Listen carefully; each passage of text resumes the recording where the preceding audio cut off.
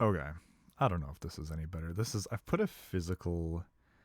You see how it's kind of warped? I'm doing that on purpose, but the other thing I've done is move it so that, I can look at the camera when I'm talking, but of course my giant stupid rig is like blocking my face, so is it more expressive? Not really. Um, what if we. Not much we can do about that. Okay. Okay. This rant. This rant is very specific to me, and by that I mean this is a rant that only a me type of person can make. What am I trying to say? Okay. I've ranted about like the type of, in my case, vocalist who's like, I don't know, man. I just get out there and I just go crazy, man. I can't even tell you what happens. And I've said, well, I can tell you what happens. You're using mid-range vocals with no diaphragm support, and you're jumping around a lot. Like I can recreate what you're doing. Um, and I realized I'm like that with all areas of music, and what I'm thinking of in particular is people who would look at my workflow and go, yeah, the type of thing that I make, you can't quantify it, man. It's the type of thing that just doesn't work on a computer. And I would argue the same sort of thing, right? Where it's like all elements of music are quantifiable. Your process might not be. Your process might be about the passion and the energy, but your final result can always be dissected and analyzed. That's kind of the whole point of like music theory. Um, Now, the vibe or like the feeling of the music, that's an entirely different story. That's obviously not something you can quantify. However, every musical aspect of it can be. It can be quantified, and it can be done on a computer, and any amount of like real organic playing with feeling, it can be recreated on a computer. It's just how much time and effort do you want to put into making that recreation? Because here's the thing, there's a lot of genres that exist that are certainly not suited for my workflow. Like jammy, sludgy, energy type bands where the whole point is like really jam-y. Like what comes to mind is like random stuff like the band Whores, Russian Circles, even sort of, I don't know, God is an Astronaut, anything really doomy either, like as well. Like it's about the dynamic and the energy, and I'm not saying it's not. That type of music is harder to conceive of it's harder to conceive in this sort of vacuum way that we do our stuff, our production, our writing. By us, as usual, I'm talking about me and Logan. The Abstracted Records sort of workflow. We don't have a space to jam things out anymore. Nobody's jamming anything out. It's all just written on a computer. And the thing is, the music is reflective of that to the point that there's a lot of things in the workflow that are simply easier to do that sound a certain way, right? Repetition is easier on a computer than not. That's why techno is repetitive and jazz isn't. It's like, we're generalizing, but that's how it is. But you can make jazz on a computer. You can. You can make doom on a computer too. It's just the amount of time that you have to put in to all of those nuances that people mistake as fucking magic. It's diminishing returns. It's simply not worth it. And so I steer clear of genres like that for that reason. I played around with it a little bit on Soliloquy. Um, that was largely just sort of jamming with myself. That was like making intentional decisions to cut out specific repetitions so it felt more improvisational. And that was also a lot of me demanding to be in the room with the guitar amp so that there was feedback, which is, again, a thing that I just don't have the option to do anymore, unfortunately. But that sort of thing, that energy, that X factor, that vibe, like, I don't want it to be confused with the actual musical component, because when people say, oh no, it's just like, I couldn't tell you about my writing process, man. We just get in there and the magic just happens. And it's like, okay, look, you're playing D. That's not magic. It might sound good, but it is objectively the note D. How you arrived there, sure, that could be magic. But you can strip that process away and the note is, it's just D. It's just, you've only got 12 to pick from. Like, I don't know what to tell you. Like, you're not going to magically conjure up a process where you're not playing a note that's replicatable, because even if you're not playing a normal 12 note or, like, you know, diatonic Western A440 scale, you're playing a frequency. A frequency can be recreated. I don't care if you play, you know, you tuned it A fucking, what is that, like A432, and you decide that you don't like the 12 note scale, so you're playing some weird ass microtonal thing. Doesn't matter.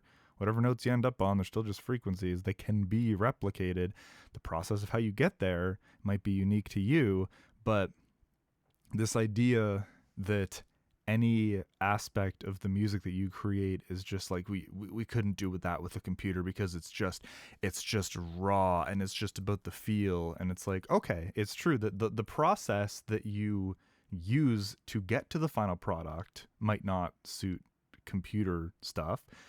People could play music identical to the design abstract and not use a computer in the process, and that's still valid. It would take them longer, same as me trying to make Doom. It would take me longer with a computer to do that, but it would definitely take them longer without one to make the design abstract, because, of course, everything is layered up. There's like 100 layers that are all to a click, so, like, what the hell are you going to do? Like, you know, it's picking the tools for your job is the thing. And I hate the whole mystifying the process of certain bands or certain sounds or certain genres, that it's just like, you just got to feel it. There's no other way to do it. It's like, well, true in the sense of efficiency. Well, not true, you know, in the sense of efficiency, there's better and worse ways to do it. But everything that you're writing, everything that you're creating, it can be quantified. You think your drummer just sits behind the kit and does absolute magic. He might be a damn good drummer, but you fucking put that into a DAW, you can analyze how he's rushing certain parts, how he's accenting certain parts. You can dissect it and strip it down to numbers. Everything eventually is going to be stripped down to numbers, right? And again, I can't say that that's the case for the vibe or the feel of an album. Like, that's fine. I get that you can't mathematically quantize vibe. If there's like one thing about me existing, it would be something along those lines, mathematically quantizing or quantifying vibe. You know, I said in another video, define the vibe, because even design abstract has that, right? And that's the thing that I've ranted about, how past members have not got the vibe, even if they're excellent musicians. It's not about just the notes that they're putting in the DAW. It is about the feel of the thing. And it's like, okay, if they wrote me a solo and I didn't like the vibe, could I strip it down to numbers and then change the notes to the point where the vibe was on? And it sounds silly, but the answer is yes, I could. I could, but it would take significantly more time than just rewriting it from the ground up the way I would do it in the first place, because I already know what I like. Sometimes it's not inherently quantifiable. Like, many of the times it's just like, okay, what's the vibe? It's these specific notes. I already know that. Sometimes it isn't. Sometimes I actually have to work a little bit to figure out what it is. But the point is, it's not something that just escapes logic and just turns into magic ever. The end result can always be quantified because it's music that's physically there. It's not like literally physically there, but you know what I mean. Like it is a tangible thing that you can look at and dissect, and all aspects of it come down to things that are measurable, right? You love your guitar pedal board and you're like, can't replicate it on a computer. You can't. And it's like, and it's true, you couldn't unless you had enough time, because you can take every single aspect of your pedal board and how these things interact, and with enough time you could recreate it. I mean, this is the whole thing with like amp sims, right? The analog guys are like, it's never the same, man. It's never the same. But there is a point where they can't actually tell in a blind test. And so what are you supposed to do? And I mean, I'm kind of one of those assholes. Like, I will use tube amps when I have the opportunity. But for me, it's not because I think there's an audible difference. I think if you take an IR of your own cab, right? And you play through a software recreation of your own head, I don't think you should be able to tell the difference, right? Maybe you can feel the difference if you're playing it live, sure, responsiveness or whatever, but in a recording, especially with drums, there's no fucking way in hell. However, the reason that I insist on using tube amps whenever possible is because of the workflow. It's not the end result sounds better, it's that when you have these physical devices, like a real head, a whole bunch of pedals, a real cab, and most importantly, real mics on that real cab. One, you have way more options than software will ever give you. Now, you have way more wrong options too. You have a lot more potential to fuck it up, but you also have significantly more possibilities to get it right, and it's a lot easier to adjust in that respect, especially compared to IRs, because IRs are static. Could any guitar tone that I get with a physical cab and mics be recreated in software? Yes, absolutely. But the specific thing that I'm looking for, unless it already exists and has been done by someone, it's way more effort to actually do it in software. So typically, if I'm using software, I'm building the sound of the guitar amp stuff like with software in mind from the get-go. And if I'm building it for actual analog and real amps, I'm not even going to try to mock it up with plugins. I'm going to use demo right until the day we reamp, and then that's what we're using, right? It's just different, but both, like, the end result can be gotten to either way. I mean, that's not to say like I can't use my 5150 and make it sound like a Marshall plugin, you know? But the end result can be quantified and can be traced back, and it's the same with your beloved pedal board.